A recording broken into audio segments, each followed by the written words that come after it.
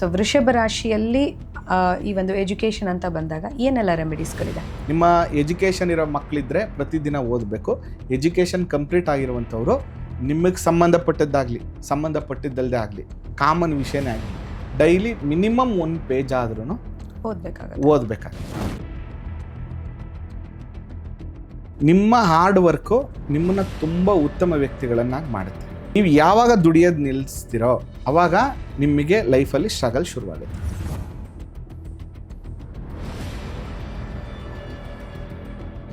ಮನುಷ್ಯನ ಯೋಚನೆ ಒಂದೇ ಬರೋದು ಆರೋಗ್ಯನ ಕಾಪಾಡ್ಕೊಳ್ಬೇಕಂತ. ಈಗ ಆರೋಗ್ಯಕ್ಕೆ ಏನು ಶುಕ್ರವಾರದ ದಿನ ಭದ್ರಕಾಳಿ ಅಮ್ಮನವರ ದರ್ಶನವನ್ನು ಮಾಡೋದ್ರಿಂದ, ಭದ್ರಕಾಳಿ ಅಮ್ಮನವರಿಗೆ ನಿಂಬೆಹಣ್ಣು ಹಾರವನ್ನು ಹಾಕೋದ್ರಿಂದ ಇವರಿಗೆ ಆರೋಗ್ಯದ ಸಮಸ್ಯೆಗಳು ಕಡಿಮೆ ಆಗ್ತಾ ಬರುತ್ತೆ.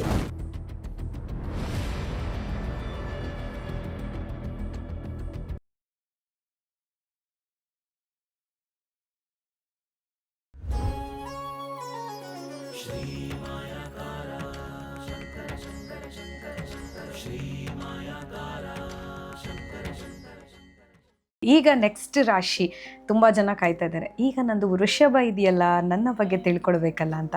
ಹಾಗಾದರೆ ಬನ್ನಿ ವೃಷಭ ರಾಶಿ ಬಗ್ಗೆ ತಿಳ್ಕೊಳ್ಳೋಣ ಗುರುಗಳೇ. ವೃಷಭ ರಾಶಿಯಲ್ಲಿ ಸ್ವಯಂ ಅವರು ಅಭಿವೃದ್ಧಿಯನ್ನು ಕಂಡುಕೊಳ್ಬೇಕು ಅಂತಂದರೆ ಏನು ಮಾಡಬೇಕು ಮತ್ತು ಯಾವ ರೀತಿ ಪರಿಹಾರಗಳನ್ನು ಕಂಡುಕೊಳ್ಬೇಕಾಗತ್ತೆ? ಒಂದು ವೃಷಭ ರಾಶಿ ಅಂತ ಬಂದ ತಕ್ಷಣ ವೃಷಭ ಅಂದರೆ ಗೂಳಿ ಅಂತ ಆಯ್ತಾ, ಎತ್ತು ಅಂತ ಕೂಡ ನಾವು ಕರಿಬೋದು ಅದನ್ನು. ಮೊದಲನೇದಾಗಿ ಇನ್ನೊಬ್ಬರ ಮೇಲೆ ಡಿಪೆಂಡ್ ಆಗಬೇಡಿ. ಓಕೆ, ನಿಮ್ಮ ಹಾರ್ಡ್ ವರ್ಕು ನಿಮ್ಮನ್ನು ತುಂಬ ಉತ್ತಮ ವ್ಯಕ್ತಿಗಳನ್ನಾಗಿ ಮಾಡುತ್ತೆ. No dependency. ಗೂಳಿ ಅಥವಾ ಎತ್ತು ಕೆಲಸ ಏನಂದರೆ ಅದಕ್ಕೆ ದುಡಿಯೋದೇ ಕೆಲಸ, ಅದಕ್ಕೆ ದುಡಿಯೋದು ಗೊತ್ತು. ನೀವು ಯಾವಾಗ ದುಡಿಯೋದು ನಿಲ್ಲಿಸ್ತೀರೋ ಅವಾಗ ನಿಮಗೆ ಲೈಫಲ್ಲಿ ಸ್ಟ್ರಗಲ್ ಶುರುವಾಗುತ್ತೆ. ಓಕೆ, ನೀವು ಕೇಳ್ಬೋದು ಎಲ್ಲರೂ ದುಡಿಲೇಬೇಕಲ್ಲ ಗುರುಗಳೇ ಅಂತ. ಕೊನೆ ಪಕ್ಷ ಕೆಲವು ಸರಿ ದುಡ್ದಾಗ ಸೇವಿಂಗ್ಸ್ ಇರುತ್ತೆ. ಓಕೆ, ಅಥವಾ ಇನ್ನು ಕೆಲವು ಟೈಮ್ ಏನಾಗುತ್ತೆ ಅಂದರೆ ಅಪ್ಪ ಆಸ್ತಿ ಮಾಡಿರ್ತಾರೆ, ಅಥವಾ ನನ್ನ ಗುಡ್ ವಿಲ್ ನಡ್ಕೊಂಡು ಹೋಗ್ತಿರುತ್ತೆ. ಬಟ್ ವೃಷಭ ರಾಶಿಯವ್ರಿಗೆ ನಾನು ಹೇಳೋದೇನಂತಂದರೆ, ನೀವು ಮ್ಯಾಕ್ಸಿಮಮ್ ಹಾರ್ಡ್ ವರ್ಕ್ ಮಾಡಿ, ನಿಮ್ಮ ಟ್ಯಾಲೆಂಟ್ನ ಉಪಯೋಗಿಸಿ. ನಿಮ್ಮ ಹಾರ್ಡ್ ವರ್ಕೇ ನಿಮ್ಮ ಸಕ್ಸಸ್ ಸೂತ್ರಗಳು. ಅದ್ರ ಜೊತೆಗೆ ಹೇಳದ್ನೇ ಹೇಳ್ಬೇಡಿ ಅಂತ ಹೇಳ್ತೀನಿ. ವೃಷಭ ರಾಶಿಯವ್ರದ್ದೊಂದು ಗುಣ ಏನಂದರೆ ತುಂಬ ಒಳ್ಳೆಯವರು, ತುಂಬ ಹಾರ್ಡ್ ವರ್ಕ್ ಮಾಡ್ತಾರೆ, ಬಟ್ ಹೇಳದ್ನೇ ತುಂಬ ಸರಿ ಹೇಳ್ತಿರ್ತಾರೆ. ಅದನ್ನು ಹೇಳ್ಬಾರ್ದು. ಮೊದಲನೇ ಸೂತ್ರ ಇವರು ಸಕ್ಸಸ್ ಆಗೋಕ್ಕೆ ಹಾರ್ಡ್ ವರ್ಕ್ ಒಂದು ಮೇಜರ್ ಸೂತ್ರ. ಎರಡನೇದು ಬಂದು ಈ ವೃಷಭ ರಾಶಿಯ ಅಧಿಪತಿ ಬಂದು ಶುಕ್ರ. ಶುಕ್ರನಿಗೆ ಸೆಲ್ಫ್ ಪ್ರೋಗ್ರೆಸ್ ಆಗಬೇಕು ಅಂದರೆ ಶುಕ್ರ ತುಂಬ ಇಂಪಾರ್ಟೆಂಟು. ಇವರು ಶುಕ್ರನನ್ನು ಆರಾಧನೆ ಮಾಡಬೇಕು. ಓಕೆ, ಶುಕ್ರನನ್ನು ಪೂಜೆ ಮಾಡಬೇಕು. ಶುಕ್ರನನ್ನು ನೀವು ಆಕ್ಟಿವ್ ಮಾಡೋದು ಹೇಗೆ? ಎಲ್ಲರನ್ನ ಪ್ರೀತಿಸಬೇಕು. ಓಕೆ, ಸಿಂಪಲ್ ಸಕ್ಸಸ್ ರೂಲ್ ಏನಂದರೆ, ನೀವು ಯಾರ ಬಗ್ಗೆನೂ ನೆಗೆಟಿವ್ ಮಾತಾಡಬೇಡಿ, ಯಾರ ಬಗ್ಗೆನೂ ಅಸೂಯೆ ಪಡಬೇಡಿ, ಯಾರ ಬಗ್ಗೆನೂ ಬೇಜಾರು ಮಾಡಬೇಡಿ, ಎಲ್ಲರನ್ನ ಪ್ರೀತಿಸಿ. ಶುಕ್ರ ಮೀನ್ಸ್ ಲವ್. ನೀವು ಲವ್ನ ಹಂಚಬೇಕು, ಪ್ರೀತಿಯನ್ನು ಹಂಚಬೇಕು. ಎಲ್ಲರನ್ನ ಒಳ್ಳೆ ಮನಸ್ಸಿಂದ, ಒಳ್ಳೆ ಗುಣದಿಂದ ಸ್ವೀಕಾರ ಮಾಡಲಿಕ್ಕೆ ಪ್ರಾರಂಭ ಮಾಡಬೇಕು. ಅದರ ಜೊತೆಗೆ ಪ್ರತಿ ಶುಕ್ರವಾರ ಸಂಜೆ ಟೈಮಲ್ಲಿ ನಿಮ್ಮ ಮನೆಯಲ್ಲಿ ದೀಪವನ್ನು ಹಚ್ಚುವಂಥದ್ದನ್ನು ಮಿಸ್ ಮಾಡಂಗೇ ಇಲ್ಲ. ಯಾಕೆ ಅಂತ ಕೇಳಿದ್ರೆ, ಶುಕ್ರ ಲಕ್ಷ್ಮಿ ಬರುವಂಥದ್ದು ಸಾಯಂಕಾಲ. ಯಾಕೆ ಲಕ್ಷ್ಮಿ ಸಾಯಂಕಾಲನೇ ಬರ್ತಾರೆ, ಬೆಳಿಗ್ಗೆ ಯಾಕೆ ಬರಲ್ಲ ಅಂತ ಕೆಲವರು ಪ್ರಶ್ನೆ ಕೇಳ್ಬೋದು. ಕೆಲವು ಸರಿ ಬರುತ್ತಿರ ಪ್ರಶ್ನೆ. ಕರೆಕ್ಟ್ ಅಲ್ವಾ? ನೋಡಿ, ಈಗ ನಿಮ್ಮ ಮನೆಯಿಂದ ನೀವು ಇಲ್ಲಿಗೆ ಬಂದ್ರಿ, ಯಾವ್ದ್ರಲ್ಲಿ ಬಂದ್ರಿ? ವೆಹಿಕಲ್ ಅಲ್ಲಿ ಬಂದ್ರಿ. ಕರೆಕ್ಟ್. ಅದೇ ತರ ಪ್ರತಿ ಒಂದು ದೇವತೆಗಳಿಗೂ ಕೂಡ ಒಂದೊಂದು ವಾಹನ ಅಂತ ನಿರ್ಧಾರ ಮಾಡಿದ್ದಾರೆ. ಆ ವಾಹನದಲ್ಲೇ ಬರುವಂಥದ್ದು. ಅದಕ್ಕೆ ಲಕ್ಷ್ಮಿಗೆ ಯಾರು ವಾಹನ? ಗೂಬೆ ಅಂತ ಏನ್ ಕರಿತೀವಿ ನಾವು, ಅದು ವಾಹನ. ಅದಕ್ಕೆ ಬೆಳಿಗ್ಗೆ ಟೈಮ್ ಕಣ್ ಕಾಣಲ್ಲ, ಅದಕ್ಕೆ ಕತ್ಲೆ ಆದಂಗೆ ಕಣ್ ಕಾಣಕ್ ಪ್ರಾರಂಭ ಆಗುತ್ತೆ. ಅಂದ್ರೆ ಓಡಾಡಕ್ ಶುರು ಆಗುತ್ತೆ. ಅಂದ್ರೆ ಮುಸ್ಸಂಜೆ ಸೂರ್ಯ ಮುಳುಗೆ ಟೈಮಲ್ಲಿ ಅದಕ್ಕೆ ಕಣ್ಣು ಕಾಣ್ಲಿಕ್ಕೆ ಪ್ರಾರಂಭ ಆಗುತ್ತೆ. ಅದಕ್ಕೆ ಆ ಟೈಮಲ್ಲಿ ಲಕ್ಷ್ಮಿ ಅವಳು ಆ ಗೂಬೆ ಓಡಾಡೋ ಟೈಮಲ್ಲಿ ಅದ್ರ ಮೇಲೆ ಕೂತ್ಕೊಂಡು ಬರ್ತಾರೆ. ಅದಕ್ಕೋಸ್ಕರ ಸಂಜೆ ಟೈಮಲ್ಲಿ ಲಕ್ಷ್ಮಿಯನ್ನ ಪೂಜೆ ಮಾಡೋದ್ರಿಂದ ಲಕ್ಷ್ಮಿ ಅನುಗ್ರಹ ಆಗುತ್ತೆ. ಅಂದ್ರೆ ವೃಷಭ ರಾಶಿಯವರು ಸೆಲ್ಫ್ ಪ್ರೋಗ್ರೆಸ್ ಆಗ್ಬೇಕು ಅಂದ್ರೆ ನೀವು ಆಫೀಸಲ್ಲಾದ್ರೂ ಇರಿ, ಮನೆಯಲ್ಲಾದ್ರೂ ಇರಿ, ನಿಮ್ಮ ಮನೆಯಲ್ಲಿ ದೀಪ ಉರಿಬೇಕು. ಸೊ ಮನೆ ಯಜಮಾನ ವೃಷಭ ರಾಶಿಯಲ್ಲಿ ಇದ್ದಾನೆ ಅಂತಂದ್ರೆ ಆತನ ಮಡದಿ ಕೂಡ ಮನೆಯಲ್ಲಿ ದೀಪವನ್ನ ಹಚ್ಚಬಹುದು. ಜೊತೆಗೆ ಸಂಜೆ ಟೈಮಲ್ಲಿ ವಾರಕ್ಕೆ ಒಂದು ದಿನ ಆದ್ರೂ, ಶುಕ್ರವಾರದ ದಿನ ಒಂದು ದಿನ ಆದ್ರೂ ಈವ್ನಿಂಗ್ ಟೈಮಲ್ಲಿ ದಂಪತಿಗಳ ಸಮೇತ ಮದುವೆ ಆಗಿದ್ರೆ, ಮದುವೆ ಆಗಿಲ್ಲ ಅಂದ್ರೆ ನೀವೊಬ್ರೆ ಲಕ್ಷ್ಮೀ ದೇವಸ್ಥಾನಕ್ಕೆ ಹೋಗ್ಬಿಟ್ಟು ಬರಬೇಕು. ಲಕ್ಷ್ಮೀ ದೇವಸ್ಥಾನಕ್ಕೆ ಹೋಗ್ಬಿಟ್ಟು ಶ್ರೀಂ ಮಹಾಲಕ್ಷ್ಮೀ ನಮಃ 21 ಸರಿ ಅಥವಾ 108 ಬಾರಿ ಲಕ್ಷ್ಮೀ ದೇವಸ್ಥಾನದಲ್ಲಿ ಉತ್ತರಾಭಿಮುಖವಾಗಿ ಕೂತ್ಕೊಂಡು ಈ ಮಂತ್ರವನ್ನು 108 ಸರಿ ಜಪ ಮಾಡ್ಬಿಟ್ಟು ಬರಬೇಕು, ವಿತೌಟ್ ಎಕ್ಸ್ಪೆಕ್ಟೇಷನ್ಸ್. ಸುಮ್ಮನೆ ಹೋಗೋದು, ಅಮ್ಮನವ್ರ ದರ್ಶನ ಮಾಡೋದು. ಏನು ಹೇಳ್ಬೇಕು? ಅಮ್ಮ, ನನಗೆ ನೀನೆಲ್ಲ ಕೊಟ್ಟಿದ್ಯಾ, ಕೊಡು ಅಂತ ಕೇಳಂಗಿಲ್ಲ, ನೀ ಎಲ್ಲ ಕೊಟ್ಟಿದ್ಯಾ, ನಾನು ಲೈಫಲ್ಲಿ ನಾನು ತುಂಬ ಚೆನ್ನಾಗಿ ಆಗ್ತಾ ಇದ್ದೀನಿ, ನಾನು ಪ್ರೋಗ್ರೆಸ್ ಆಗ್ತಾ ಇದ್ದೀನಿ, ನನ್ನ ಜೀವನವನ್ನು ಇನ್ನೂ ಉತ್ತಮ ಮಾಡು, ಇಷ್ಟೇ ಕೇಳಬೇಕು. 21 ಸರಿ ಅಥವಾ 108 ಸರಿ ಜಪ ಮಾಡಬೇಕು, ಮನೆಗೆ ಬರಬೇಕು, ಮತ್ತು ಮನೆಯಲ್ಲಿ ದೀಪ ಹಚ್ಚಿರಬೇಕು. ಇದನ್ನು ಕಾನ್ಸ್ಟೆಂಟಾಗಿ ಮಾಡ್ತಾ ಬಂದರೆ 1 ವರ್ಷ, ಜಸ್ಟ್ 1 ವರ್ಷ ವೃಷಭ ರಾಶಿಯವ್ರು ನೀವು ಮಾಡಿ, ನಿಮ್ಮ ಲೈಫ್ ಪ್ರೋಗ್ರೆಸ್ ಆಗಿಲ್ಲ ಅಂದರೆ ಕೇಳಿ. ಓಕೆ, ಸೊ ವೃಷಭ ರಾಶಿಯ ಸೆಲ್ಫ್ ಪ್ರೋಗ್ರೆಸ್ಸಿಂಗ್ ಯಾವ ರೀತಿ ಮಾಡ್ಕೊಳ್ಬೇಕು ಅಂತ ತಿಳ್ಕೊಂಡ್ವಿ. ಹಾಗಾದರೆ ಈಗ ಗುರುಗಳೇ, ಎಜುಕೇಷನ್, ಸೊ ವೃಷಭ ರಾಶಿಯಲ್ಲಿ ಈ ಒಂದು ಎಜುಕೇಷನ್ ಅಂತ ಬಂದಾಗ ಏನೆಲ್ಲ ರೆಮಿಡೀಸ್ಗಳಿದೆ? ನೋಡಿ, ಇವ್ರಿಗೆ ವೃಷಭ ರಾಶಿಯವ್ರಿಗೆ ಎಜುಕೇಷನ್ ಅಂತ ಬಂದಾಗ ನಾನು ಆಗಲೇ ಹೇಳಿದಾಗೆ ಪಂಚಮ ರಾಶಿ ಬಂದು ಇಲ್ಲಿ ಎಜುಕೇಷನ್ಗೆ ನೋಡಿ, ಮೇಷರಾಶಿಯವ್ರಿಗೆ ಸೂರ್ಯನ ಹೇಳಿದ್ವಿ ನಾವು, ಇಲ್ಲಿ ಬುಧ ಆಕ್ಟಿವ್ ಮಾಡ್ಕೋಬೇಕು. ಇವರು ಬುಧ ಅಂದ್ರೆ ಏನು ಮೊದಲು ತಿಳ್ಕೊಬೇಕಾಗಿರುವಂಥದ್ದು, ಜ್ಞಾನಾಧಿಪತಿ. ಅದಕ್ಕೆ ನಾವೇನು ಮಾಡಬೇಕು ಅಂದರೆ ಪ್ರತಿ ದಿನ 1 ಪೇಜ್ ಆದರೂ ಓದಬೇಕು. ಒಂದೇ 1 ಪೇಜ್ ಏನಾದರೂ ಓದಿ. ನಿಮ್ಮ ಎಜುಕೇಷನ್ ಇರೋ ಮಕ್ಕಳಿದ್ರೆ ಪ್ರತಿದಿನ ಓದಬೇಕು. ಎಜುಕೇಷನ್ ಕಂಪ್ಲೀಟ್ ಆಗಿರುವಂಥವ್ರು ನಿಮಗೆ ಸಂಬಂಧಪಟ್ಟದ್ದಾಗಲಿ ಸಂಬಂಧಪಟ್ಟಿದ್ದಲ್ಲದೆ ಆಗಲಿ ಕಾಮನ್ ವಿಷಯನೇ ಆಗಿರಲಿ ಡೈಲಿ ಮಿನಿಮಮ್ 1 ಪೇಜ್ ಆದ್ರೂ ಓದಬೇಕಾಗತ್ತೆ. ಮತ್ತು ಪ್ರತಿ ಬುಧವಾರದ ದಿನ ವಿಷ್ಣು ದೇವಸ್ಥಾನಕ್ಕೆ ಹೋಗಬೇಕು. ಅದ್ರ ಜೊತೆಗೆ ತುಳಸಿಯನ್ನು ವಿಷ್ಣು ದೇವಸ್ಥಾನದಲ್ಲಿ ಅರ್ಪಣೆ ಮಾಡಬೇಕು. ತುಳಸಿನೇ ಕೊಡಬೇಕು, ತುಳಸಿಯನ್ನು ಕೊಡಬೇಕು. ಜೊತೆಗೆ ಓಂ ಬ್ರಾಂ ಬ್ರೀಂ ಬ್ರೋಂ ಸಹ ಬುಧಾಯ ನಮಃ ಅಂತ ಮಂತ್ರವನ್ನು ಜಪ ಮಾಡಬೇಕು. ಜೊತೆಗೆ ಮನೆಯ ಉತ್ತರ ದಿಕ್ಕಲ್ಲಿ ಕೂತ್ಕೊಂಡು ಇವರು ಓದಬೇಕು. ಉತ್ತರ it is very powerful place ಎಜುಕೇಷನ್ಗೆ. ಆದಷ್ಟು ನೀವು ಎಜುಕೇಷನ್ ಗ್ರೋತ್ ಆಗಬೇಕು ಅಂದರೆ ಉತ್ತರ ದಿಕ್ಕಲ್ಲಿ ಉತ್ತರಾಭಿಮುಖ ಕೂತ್ಕೊಂಡು ಓದಬೇಕು.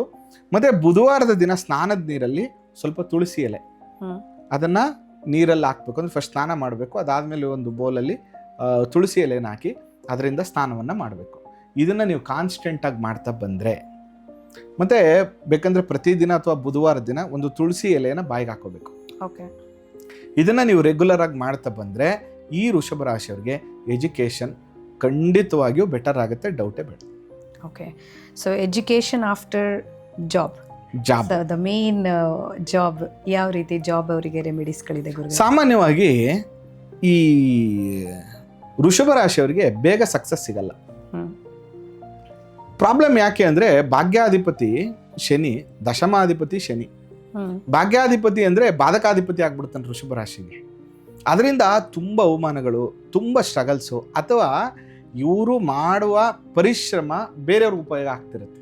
ಈಗ ಎಕ್ಸಾಂಪಲ್, ಎತ್ತು ದುಡಿಯುತ್ತೆ, ಅದನ್ನ ಯಾರು ಉಪಯೋಗಿಸ್ಕೊತಾರೆ? ಲಾಭವನ್ನ ಬೇರೆಯವ್ರು ಪಡ್ಕೊತಾರೆ. ಅದರಿಂದ ಇವ್ರನ್ನ ಚೆನ್ನಾಗಿ ದುಡಿಸ್ಕೋತಾರೆ, ಲಾಭ ಬೇರೆಯವ್ರು ಮಾಡ್ಕೊತಿರ್ತಾರೆ. ಅಂದ್ರೆ ಇವರ ಎಫರ್ಟ್ ತಕ್ಕಂತ ರಿಸಲ್ಟ್ ಇವ್ರಿಗೆ ಜಾಬ್ ಸೇರಿದ ಮೊದಲ 7-8-10 ವರ್ಷ ಬರಲ್ಲ. ಇವರ ಸಕ್ಸಸ್ ಶುರುವಾಗದೆ ಆಫ್ಟರ್. ಶನಿ ಏನ್ ಹೇಳ್ತಾರೆ, ಅಪ್ಪ ನೀನ್ ತುಂಬಾ ಸ್ಟ್ರಗಲ್ ಮಾಡಿದ್ಯಲ್ಲ, ಇನ್ ಮುಂದೆ ನಾನು ನಿನಗೆ ಫಲವನ್ನ ಕೊಡ್ತೀನಿ. ಅದಕ್ಕೆ ಇವ್ರು ಎಷ್ಟು ದಿನ ವೇಟ್ ಮಾಡ್ತಾರೋ ಅಷ್ಟು ಕೂಡ ಇವರು ಚೆನ್ನಾಗಿ ಆಗ್ತಾರೆ. ಜೊತೆಗೆ ಇವರು ಕೆಲಸದಲ್ಲಿ ಅಭಿವೃದ್ಧಿ ಆಗಬೇಕು ಅಂದರೆ ಶನೇಶ್ವರ ಸ್ವಾಮಿಯನ್ನು ಗಟ್ಟಿಯಾಗಿ ಇಟ್ಕೋಬೇಕು. ಪ್ರತಿ ಶನಿವಾರದ ದಿನ ಶನೇಶ್ವರ ಸ್ವಾಮಿ ದೇವಸ್ಥಾನಕ್ಕೆ ಹೋಗ್ಬಿಟ್ಟು ಎಳ್ಳೆಣ್ಣೆ ಇದೆಯಲ್ಲ, ಒಂದು ಕಬ್ಬಿಣದ ಬಾಂಡ್ಲಿ ತಗೋಬೇಕು. ಆ ಕಬ್ಬಿಣದ ಬಾಂಡ್ಲಿ ತಗೊಂಡು ಮುಖವನ್ನು ನೋಡಬೇಕು. ಆ ಮುಖವನ್ನು ನೋಡಿ ಆ ಸ್ವಾಮಿ ದೇವಸ್ಥಾನದಲ್ಲಿ ಅದನ್ನು ಅಭಿಷೇಕ ಮಾಡಿ ಅಂತ ಕೊಡಬೇಕು. ಆಗ ಏನಾಗುತ್ತೆ, ಕ್ಲೆನ್ಸ್ ಆಗುತ್ತೆ, ದೃಷ್ಟಿ ದೋಷಗಳೆಲ್ಲವೂ ಕೂಡ ಕಮ್ಮಿ ಆಗುತ್ತೆ. ಮತ್ತು ಯಾವುದೇ ಕಾರಣಕ್ಕೂ ಇವರು ಧರಿಸುವ ಪಾದರಕ್ಷೆಯನ್ನಾಗಲಿ, ಇವರು ಧರಿಸುವಂಥ ವಸ್ತ್ರಗಳು, ಬಟ್ಟೆಗಳನ್ನಾಗಲಿ ಇವರು ಯಾರಿಗೂ ಕೊಡಬಾರ್ದು. ಕೊಟ್ಟರೆ ಪ್ರಾಬ್ಲಮ್ ಶುರುವಾಗುತ್ತೆ ಇವ್ರಿಗೆ. ಅದರ ಜೊತೆಗೆ ವೃದ್ಧಾಶ್ರಮಗಳಿಗೆ ಮಲ್ಕೊಳ್ಳಿಕ್ಕೆ ಬೇಕಾಗಿರುವಂತಹ ಹೊದಿಕೆಗಿಂತ ಹೆಚ್ಚಾಗಿ ಚಾಪೆ, ದಿಂಬು, ಹಾಸಿಗೆ ಈ ಥರದ್ದೇನಾದರೂ ಅವ್ರಿಗೆ ಕೊಡುವಂಥ ಕೆಲಸವನ್ನು ಮಾಡಬೇಕು. ನಾನು ಡೈಲಿ ಕೊಡಿ ಅಂತ ಹೇಳಲ್ಲ, ಯಾವಾಗ ಆಗತ್ತೆ. ಮತ್ತೆ ನಿಮ್ಮ ಸಂಪಾದನೆಯ, ಈಗ ನಿಮ್ಮ ಹತ್ರ 100 ರೂಪಾಯಿ ಸಂಪಾದನೆ ಆಗ್ತಾ ಇದೆ ಅಂದರೆ ಕನಿಷ್ಠ ಪಕ್ಷ 1 ರೂಪಾಯಿ, 1 ರೂಪಾಯಿನಾದ್ರೂ ನೀವು ಈ ರೀತಿಯಾದ ಸಮಾಜ ಸೇವೆಗಾಗಿ ಕೊಡಬೇಕು. ಇದನ್ನ ಮಾಡ್ತಾ ಬಂದ್ರೆ ನೀವು 1 ರೂಪಾಯಿ ಕೊಟ್ರೆ ಅಲ್ಲಿ 1000 ರೂಪಾಯಿ ಕೊಡ್ತಾನೆ. ಒಂದು ಭಾಗನಾದ್ರೂ ಕೊಡಬೇಕು. ಇದನ್ನ ಮಾಡ್ತಾ ಬಂದ್ರೆ ಲೈಫಲ್ಲಿ ತುಂಬಾ ಪ್ರೊಫೆಷನಲಿ ಗ್ರೋತ್ ಆಗುತ್ತೆ. ಜೊತೆಗೆ ಶನಿ ಅಂದ್ರೇನು? ಶನಿ ಅಂದ್ರೆ ನ್ಯಾಯಾಧೀಶ, ಶನಿ ಅಂದ್ರೆ ಶಿಸ್ತು. ಹೆಚ್ಚಾಗಿ ನೀವೇನ್ ಮಾಡಬೇಕು ಅಂತಂದ್ರೆ ನಿಮ್ಮ ಜೀವನದಲ್ಲಿ ಶಿಸ್ತನ್ನ ರೂಢಿಸ್ಕೋಬೇಕು. ಪಂಚುವಲ್ ಟೈಮ್ ಅಂದ್ರೆ ನಾನು 8 ಗಂಟೆ ಕೆಲ್ಸಕ್ಕೆ ಹೋಗ್ತೀನಿ ಅಂದ್ರೆ 8 ಗಂಟೆಗೆ ಹೋಗ್ಬೇಕು. 6 ಗಂಟೆಗೆ ಮುಗೀತಾ ಸೀದಾ ಮನೆಗೆ ಬರಬೇಕು. ನೀವೇನಾದ್ರೂ 8 ಗಂಟೆಗೆ ಹೋಗೋದ್ರ ಬದಲು 11 ಗಂಟೆಗೆ ಹೋದ್ರಿ ಅಂದ್ರೆ, ನೀವು ಜಾಬ್ ಮಾಡೋ ಜಾಗದಲ್ಲಿ ನಿಮ್ ಗಲ್ಲದ ಮೇಲೆ ನೀವು ಬೇರೆಯವ್ರು ಕೂರ್ಸಿದ್ರಿ ಅಂದ್ರೆ ನಿಮ್ದು ಮುಗಿದ ಕತೆ. ಅದರಿಂದ ಎಕ್ಸ್ಪೆಷಲಿ ವೃಷಭ ರಾಶಿಯಲ್ಲಿ ಹುಟ್ಟಿರುವಂಥವ್ರು ನಿಮ್ಮ ಗಲ್ಲದ ಮೇಲೆ ಬೇರೆಯವ್ರು ಕೂರಿಸಬಾರ್ದು, ನಿಮ್ಮ ಕೆಲಸವನ್ನ ಬೇರೆಯವರು ಮಾಡಕ್ ಹೇಳ್ಬಾರ್ದು, ಮತ್ತೆ ಲೇಟ್ ನೈಟ್ ಮಲ್ಕೊಳ್ಳೋದು, ಲೇಟಾಗಿ ಎದ್ದೊಳೋದು, ಯಾವಾಗ್ಲೋ ಊಟ ಮಾಡೋದು, ಯಾವಾಗ್ಲೋ ತಿಂಡಿ ತಿನ್ನೋದು, ಇದನ್ನ ಮಾಡಬಾರ್ದು. So to disciplined life, discipline life ಮಾಡಲಿಲ್ಲ ಅಂದ್ರೆ ಲೈಫಲ್ಲಿ ತುಂಬಾ ಸ್ಟ್ರಗಲ್ ಅಲ್ಲಿ ಸಿಕ್ಕಾಕೋತಾರೆ, ತುಂಬಾ ಸಾಲಕ್ಕೆ ವ್ಯಾವಹಾರಿಕವಾಗಿ ನಷ್ಟಕ್ಕೆ ಸಿಕ್ಕಾಕೊಂಡ್ಬಿಡ್ತಾರೆ.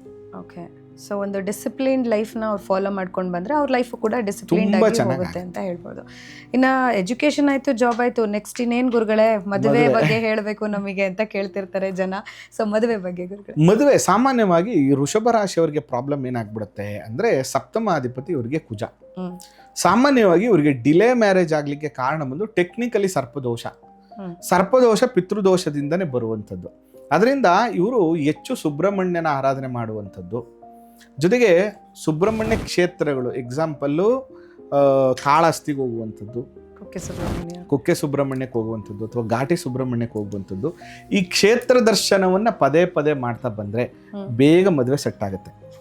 ಜೊತೆಗೆ ಇವ್ರು ಮಾಡಬೇಕಾಗಿರುವಂಥದ್ದು ಏನಂದರೆ ಚನ್ನಂಗಿ ಬೇಳೆ ಮತ್ತು ಬೆಲ್ಲ ಇವೆರಡನ್ನ ತೆಗೆದುಕೊಂಡು ಹೋಗಿ ಮಂಗಳವಾರದ ದಿನ ಆಂಜನೇಯ ಸ್ವಾಮಿ ದೇವಸ್ಥಾನಕ್ಕೆ ಕೊಡ್ತಾ ಬಂದ್ರೆ ಆಯ್ತಾ, ಬೇಗ ನಿಮಗೆ ಮದುವೆಗೆ ಆಗ್ತಾ ಇರುವಂತ ಅಡಚಣೆಗಳು ನಿವಾರಣೆ ಆಗ್ತದೆ. ಅಥವಾ ಇಲ್ಲ ನನಗೆ ಆಂಜನೇಯ ಸ್ವಾಮಿ ದೇವಸ್ಥಾನಕ್ಕೆ ಹೋಗಕ್ಕೆ ಟೈಮ್ ಇಲ್ಲ ಅಂತಂದ್ರೆ ಕೊನೆ ಪಕ್ಷ ಸುಬ್ರಹ್ಮಣ್ಯ ಸ್ವಾಮಿಗೆ ಹಾಲಭಿಷೇಕವನ್ನು ಮಾಡಿಸ್ಬೇಕು. ಪ್ರತಿ ಮಂಗಳವಾರ ಹಾಲಭಿಷೇಕವನ್ನು ಮಾಡಬೇಕು. ಇಲ್ಲ ನನಗೆ ದೇವಸ್ಥಾನಕ್ಕೆ ಹೋಗಕ್ಕಾಗಲ್ಲ ಅಂದ್ರೆ ಯಾವ್ದಾದ್ರೂ ಅರಳಿ ಕಟ್ಟೆ ಕೆಳಗಡೆ ಇರುವಂತ ನಾಗರ ಕಲ್ಲಿಗಾದ್ರೂ ಪ್ರತಿ ಮಂಗಳವಾರದ ದಿನ ಹೋಗಿ ಹಾಲಾಗ್ತಾ ನನಗೆ ಬೇಗ ಮದುವೆ ಆಗ್ತಾ ಇದೆ, ನನಗಿರುವಂತಹ ಪೂರ್ವಾರ್ಜಿತ ದೋಷಗಳು ನಿವಾರಣೆ ಆಗ್ತಾ ಇದೆ, ನನಗೆ ತುಂಬಾ ಒಳ್ಳೆ ಕಡೆ ಸಂಬಂಧ ಬರ್ತಾ ಇದೆ, ಅದು ವೃಷಭ ಲಗ್ನದಲ್ಲಿ ಹುಟ್ಟಿರುವಂಥ ಗಂಡು ಮಕ್ಕಳಾಗಿರೋಗಿರ್ಬೋದು, ವೃಷಭ ಲಗ್ನದಲ್ಲಿ ಹುಟ್ಟಿರುವಂಥ ವೃಷಭ ರಾಶಿಯಲ್ಲಿ ಹುಟ್ಟಿರುವಂಥ ಹೆಣ್ಣು ಮಕ್ಕಳಾಗಿರೋರು ಇರ್ಬೋದು. ಇದನ್ನ ಇವರು ರೆಗ್ಯುಲರ್ ಆಗಿ ಕಾನ್ಸ್ಟೆಂಟ್ ಆಗಿ ಮಾಡ್ತಾ ಬಂದ್ರೆ ಶೀಘ್ರವಾಗಿ ಅವ್ರಿಗೆ ಮದುವೆ ಸೆಟ್ ಆಗುತ್ತೆ. ಜೊತೆಗೆ ಇವರು ಈ ಸಾಮಾನ್ಯವಾಗಿ ವೃಷಭ ರಾಶಿಯಲ್ಲಿ ಹುಟ್ಟಿರುವಂಥವ್ರಿಗೆ ಪ್ರಾಬ್ಲಮ್ ಏನಾಗುತ್ತೆ ಅಂದರೆ ಮಿನಿಮಮ್ 28 ಇಯರ್ಸ್ ಇಲ್ಲ ತುಂಬಾ ಅರ್ಲಿ ಮದುವೆ ಆಗುತ್ತೆ. 22-23ಕ್ಕೆ ಮದುವೆ ಸೆಟ್ ಆಗ್ಬಿಡುತ್ತೆ. 24 ದಾಟ್ಬಿಡ್ತು ಅಂದ್ರೆ 28ನೇ ಇಸ್ವಿವರೆಗೂ ಮದುವೆ ಆಗೋದು ತುಂಬಾ ಕಷ್ಟ. ಅದಕ್ಕೆ ನೀವು ಜಾತಕ ತೋರಿಸ್ಕೊಂಡು ನಿಮ್ಗೆ ಅರ್ಲಿ ಮ್ಯಾರೇಜ್ ಏನಾದ್ರು ಯೋಗ ಇದ್ರೆ ದಯವಿಟ್ಟು ನೋಡ್ಬಿಟ್ಟು ಬಿಫೋರ್ 25 ಒಳಗೆ ಮದುವೆ ಮಾಡ್ಕೊಳ್ಳೋದು ಒಳ್ಳೇದು, ಸೇಫರ್ ಸೈಡ್ ವೃಷಭದವರು. ಇಲ್ಲ 24-25 ಕ್ರಾಸ್ ಆಯ್ತು ಅಂದ್ರೆ 28 ಮುಗಿದೋಗ್ಬಿಡುತ್ತೆ. ಅದರಿಂದ ಅದ್ರ ಬಗ್ಗೆ ಸ್ವಲ್ಪ ಎಚ್ಚರಿಕೆಯನ್ನು ತಗೋಬೇಕು. ಓಕೆ, ಇನ್ನು ಗುರುಗಳೇ ಈ ರೆಮಿಡೀಸ್ಗಳು ಏನು ನೀವು ಹೇಳ್ತಾ ಇದ್ದೀರಾ, ಸೊ ನನ್ನಲ್ಲಿ ಜಸ್ಟ್ ಹಾಗೆ ಒಂದು ಪ್ರಶ್ನೆ ಏನು ಅಂತಂದರೆ, ಈಗ ಮದುವೆ ಆಗಬೇಕು ಅಂತ ಇದ್ದರೆ ಆ ರೆಮಿಡೀಸ್ ಎಲ್ಲ ಮದುವೆ ಫಿಕ್ಸ್ ಆಗೋ ತನಕ ಮಾಡಿ ತದನಂತರ ಮದುವೆ ಆದಮೇಲೂ ಕಂಟಿನ್ಯೂ ಮಾಡಬೇಕಾ, ಇಲ್ಲ ಆಯ್ತಲ್ಲ ನನ್ನ ಫೈನಲ್ ಗೋಲ್ ತಲುಪಿದ್ದೀನಿ ಈಗ ಈ ರೆಮಿಡೀಸ್ಗಳನ್ನು ನಾನು ಕೈ ಬಿಡ್ಬೋದು ಅಂತ ಅಂದ್ಕೊಳ್ಬಹುದಾ ಅಂತ ವೀಕ್ಷಕರ ಪರವಾಗಿ? ಕರೆಕ್ಟ್. ಇದೇನಾಗುತ್ತೆ ಡಿಪೆಂಡ್ ಅಪಾನ್ ನಿಮ್ಮ ಮೇಲೆ. ಇಲ್ಲ ಮದುವೆ ಆಯ್ತು, ಮದುವೆ ಆದ್ಮೇಲೆ ನನ್ನ ಸಂಸಾರ ನನ್ನ ಮಕ್ಕಳು ಚೆನ್ನಾಗಿರ್ಬೇಕು ಅಂದ್ರೆ ಅದನ್ನ ಕಂಟಿನ್ಯೂ ಮಾಡಿ. ಇಲ್ಲ ಅದು ಮಾಡಕ್ ಆಗ್ತಿಲ್ಲಪ್ಪ ಅಂದ್ರೆ ಕೊನೆ ಪಕ್ಷ ಕಾನ್ಸ್ಟೆಂಟ್ ಆಗಿ ಮಾಡೋದ್ರ ಬದಲು ತಿಂಗಳಿಗೆ ಒಂದ್ಸರಿನಾದ್ರೂ ಅದನ್ನ ರೂಢಿಸ್ಕೊಳ್ಳುವಂಥದ್ದು ಒಳ್ಳೇದು. ಈಗ ನೋಡಿ ನಾನು 4 ರೆಮಿಡಿ ಹೇಳ್ತಾ ಇರೋದು. ಒಂದು ಸೆಲ್ಫ್ ಪ್ರೋಗ್ರೆಸ್, ಎರಡನೇದು ಎಜುಕೇಶನ್, ಮೂರನೇದು ಉದ್ಯೋಗ, ಇನ್ನೊಂದು ಮದುವೆ ಲೈಫ್. ಇವೆರಡು ಲೈಫ್ ಲಾಂಗ್ ಬೇಕು. ಜೊತೆಗೆ ಇವು 4 ಚೆನ್ನಾಗಿದ್ರೆ ಇನ್ ಮಿಕ್ಕದೆಲ್ಲ ಚೆನ್ನಾಗಿರುತ್ತೆ. ಅದರಿಂದ ಇದನ್ನ ಪರಿಹಾರ ಮಾಡ್ಕೋಬೇಕು. ಓಕೆ, ಇನ್ನು ಫೈನಲಿ ಗುರುಗಳೇ ಇದೆಲ್ಲ ಆದಮೇಲೆ ಮನುಷ್ಯಂದು ಯೋಚನೆ ಒಂದೇ ಬರೋದು ಆರೋಗ್ಯನ ಕಾಪಾಡ್ಕೊಳ್ಬೇಕಂತ. ಈಗ ಆರೋಗ್ಯಕ್ಕೆ ಏನು ರೆಮಿಡಿ? ಆರೋಗ್ಯಕ್ಕೆ ಈ ವೃಷಭ ರಾಶಿಯಲ್ಲಿ ಹುಟ್ಟಿರೋರಿಗೆ ಪ್ರಾಬ್ಲಮ್ ಏನು ಗೊತ್ತಾ, ಇನ್ಫೆಕ್ಷನ್ಗಳು ಜಾಸ್ತಿ ಆಗುತ್ತೆ, ಅಲರ್ಜಿಗಳು ಜಾಸ್ತಿ ಆಗುತ್ತೆ, ಪಸ್ ಅಂತ ಏನ್ ಹೇಳ್ತೀವಿ ಇದು ಇವ್ರಿಗೆ ತುಂಬಾ ಜಾಸ್ತಿ ಆಗ್ತದೆ. ಮತ್ತೆ ಹೆಣ್ಮಕ್ಳಿದ್ರೆ ಹಾಲು ಮದುವೆ ಆದ್ಮೇಲೆ ಹಾಲಿನ ತೊಂದರೆಗಳು ಬರುವಂಥದ್ದು ಜಾಸ್ತಿ ಆಗ್ತದೆ. ಅದರಿಂದ ಮತ್ತೆ UTI ಅಂತದ ಸಮಸ್ಯೆಗಳು ಜಾಸ್ತಿ ಆಗ್ತದೆ. ಗಂಡು ಮಕ್ಳಿರ್ಬೋದು ಹೆಣ್ಮಕ್ಳಿರ್ಬೋದು. ಅದರಿಂದ ಯಾರೆಲ್ಲ ಈ ವೃಷಭದಲ್ಲಿ ಹುಟ್ಟಿರ್ತಾರೋ ಅಂಥವ್ರಿಗೆ ಸಾಮಾನ್ಯವಾಗಿ ಇನ್ಫೆಕ್ಷನ್ಗಳು ಜಾಸ್ತಿ ಆಗ್ತದೆ ಅಂತ, ಅಲರ್ಜಿಗಳು ಜಾಸ್ತಿ ಆಗ್ತದೆ. ಅದಕ್ಕೋಸ್ಕರ ನೀವೇನು ಮಾಡಬೇಕು ಅಂತಂದರೆ ಆಗಿನ ಕಾಲದಲ್ಲಿ ನಿಮಗೆ ಗೊತ್ತಿರಬೇಕು, ಯಾವ್ದಾದ್ರು ಕಾಯಿಲೆ ಬಂತು ಅದು ಊರಿಗೆ ಏನಾದ್ರು ಪ್ರಾಬ್ಲಮ್ ಆಯಿತು ಅಂದ ತಕ್ಷಣನೇ ಮಾರಮ್ಮನ ಪೂಜೆ ಮಾಡ್ತಿದ್ರು. ಕರೆಕ್ಟ್ ಅಲ್ವಾ? ಬೇವಿನ ಸೊಪ್ಪು ತಗೊಂಡೋಗಿ ಕೊಡೋದು ಅಥವಾ ಹಬ್ಬ ಮಾಡುವಂಥದ್ದು. ಈಗಲೂ ನೋಡಿ ಬಿಸಿಲು ಬಂದ ತಕ್ಷಣನೇ ಮಕ್ಕಳಿಗೆ ಅಮ್ಮ ಆಗ್ಬಿಡುತ್ತೆ ಅಂತ ಹೇಳಿದ್ರೆ ಎಳ್ನೀರುಗಳನ್ನ ಹಾಕ್ತಿವಿ. ಅದೇ ತರ ಇವ್ರಿಗೆ 6ನೇ ಮನೆ ಅಧಿಪತಿ ಶುಕ್ರ ಆಗಿರೋದ್ರಿಂದ ಇವರು ವಾಯು ತತ್ವ ರಾಶಿ ಅದು ಆಕ್ಚುಲಿ. ಅದರಿಂದ ಇವರು ಕಾಳಿಯನ್ನ ಪೂಜೆ ಮಾಡಬೇಕು. ಕಾಳಿ ದೇವಸ್ಥಾನಕ್ಕೆ ಹೋಗುವಂಥದ್ದು, ಭದ್ರಕಾಳಿ ದೇವಸ್ಥಾನಕ್ಕೆ ಹೋಗುವಂಥದ್ದು ತುಂಬಾ ಒಳ್ಳೇದು. ಭದ್ರಕಾಳಿ ದೇವಸ್ಥಾನಕ್ಕೆ ಪದೇ ಪದೇ ಹೋಗೋದ್ರಿಂದ, ಶುಕ್ರವಾರದ ದಿನ ಭದ್ರಕಾಳಿ ಅಮ್ಮನವರ ದರ್ಶನವನ್ನ ಮಾಡೋದ್ರಿಂದ, ಮತ್ತೆ ಭದ್ರಕಾಳಿ ಅಮ್ಮನವರಿಗೆ ನಿಂಬೆಹಣ್ಣು ಹಾರವನ್ನು ಹಾಕೋದ್ರಿಂದ ಇವರಿಗೆ ಆರೋಗ್ಯದ ಸಮಸ್ಯೆಗಳು ಕಡಿಮೆ ಆಗ್ತಾ ಬರುತ್ತೆ. ಕಾನ್ಸ್ಟೆಂಟ್ ಆಗಿ ಮಾಡಬೇಕು ಇದನ್ನ ಮಾಡೋದ್ರಿಂದ. ಮತ್ತು ಮೇಜರ್ ಆಗಿ ಏನಂದ್ರೆ ಇನ್ಫೆಕ್ಷನ್ಗಳು ಆಗೋದಕ್ಕೆ ಕಾರಣಗಳೇನು ಅಂತ ನೀವು ತಿಳ್ಕೊಬೇಕು.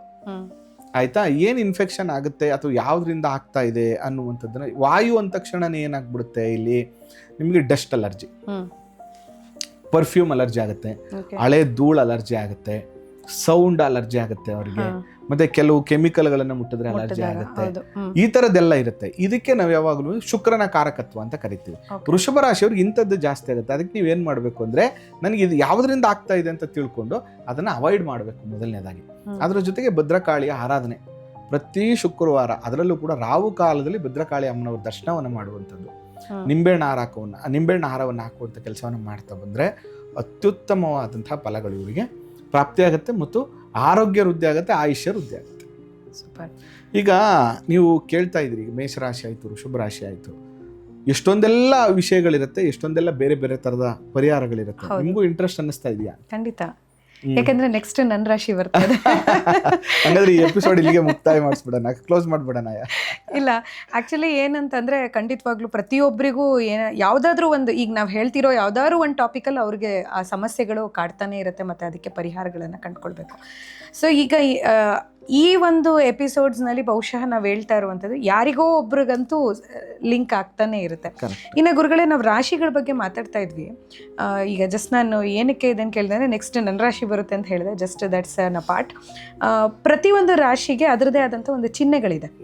ಈಗ ನೀವು ಹೇಳಿದ್ರಿ ಎತ್ತು ಅಥವಾ ಮೇಷಕ್ಕೆ, ಆ ರೀತಿ ಅದ್ರ ತರ ಕೂಡ ಅವರ ಬಿಹೇವಿಯರ್ ಇರುತ್ತೆ ಅಥವಾ ಅದನ್ನೇ ನಾನು ಹೇಳ್ತಾ ಇರೋದು ಅವಾಗಿಂದ. ಈಗ ಎಕ್ಸಾಂಪಲ್ ಮೇಷರಾಶಿಗೆ ನಾನು ಆಡು ಅಂತ ಹೇಳಿದೆ, ಅದಕ್ಕೆ ಚಂಚಲತೆ ಜಾಸ್ತಿ, ಒಂದ್ ಸೊಪ್ಪು ತಿನ್ನಲ್ಲ. ವೃಷಭ ಅಂದ್ರೆ ಎತ್ತು, ಅದು ಇನ್ನೊಬ್ರ ಹತ್ರ ಕೆಲಸ ಮಾಡುತ್ತೆ, ಅದಕ್ಕೆ ಅವ್ರು ಹಾರ್ಡ್ ವರ್ಕ್ ನ ಬೇರೆಯವ್ರು ಉಪಯೋಗಿಸ್ಕೊತಾರೆ. ಇದನ್ನೇ ನಾನು ಹೇಳ್ತಾ ಇರ್ತೀನಿ ನಿಮ್ಗೆ. ಸೊ ಎಕ್ಸಾಕ್ಟ್ಲಿ ನಮ್ಮ ರಾಶಿಗಳ ಒಂದು ಏನಿರುತ್ತೆ, ಸಿಂಬಲ್ ಇರುತ್ತೆ, ಅದ್ರ ತರ ಕೂಡ ನಮ್ಮ ಮನಸ್ಥಿತಿಗಳು ಇರುತ್ತೆ. 100%. ಓಕೆ.